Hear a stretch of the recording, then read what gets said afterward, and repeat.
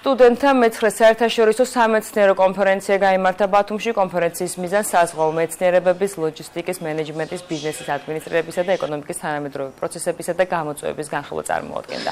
როგორც ქართველ, ისე უცხოელ სტუდენტებს საშუალება მიეცათ კონფერენციის პარტნიორებში ცოდნა და გამოცდილება გაიზიარებინათ ისეთ საკითხებში, როგორიცაა საზღვაო სფეროში გარემოს დაცვითი საკითხები, ასევე საკითხები ჰუმანიტარული, სოციალური და საბუნებისმეტყველო მეცნიერებების მიმართულებით. კონფერენციას უკვე მე-9 წელია ბათუმის ნავიგაციის სასწავლო უნივერსიტეტი ატარებს.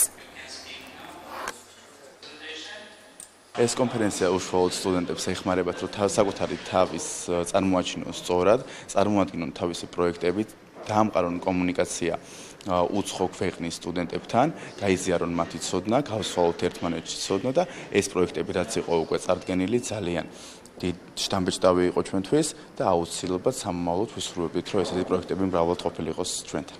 ეს კონფერენცია დიდი შესაძლებლობაა ჩვენთვის, როგორც პოლონეთის საზღვაო უნივერსიტეტის წარმომადგენლებისთვის. ეს არის პლატფორმა, სადაც შეგიძლიათ ვისაუბროთ ისეთ მნიშვნელოვან თემაზე, როგორიცაა გარემოს დაცვითი ღონისძიებების საზღვაო სფეროში. აქ სტუდენტებს შორის საზრების გაცვლის შესანიშნავი გარემოა შექმნილი. ზოგადად კონფერენციის ფარგლებში განხილული ყველა საკითხი ორიენტირებულია საზღვაო სფეროს განვითარებისთვის. ძალიან უწონ საკაურობა, ბათუმი ფანტასტიკური საზღვაო ქალაქია.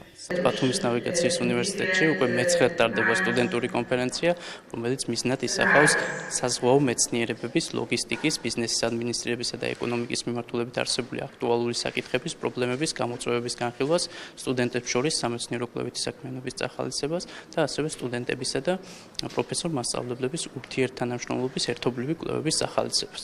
წელს კონფერენცია მასპინძლობს 80-მდე მონაწილეს 10-ზე მეტი უნივერსიტეტიდან, რომელმაც წარადგინა კონფერენციაზე 50 სამეცნიერო ნაშრომი განხილული მიმართულებებით.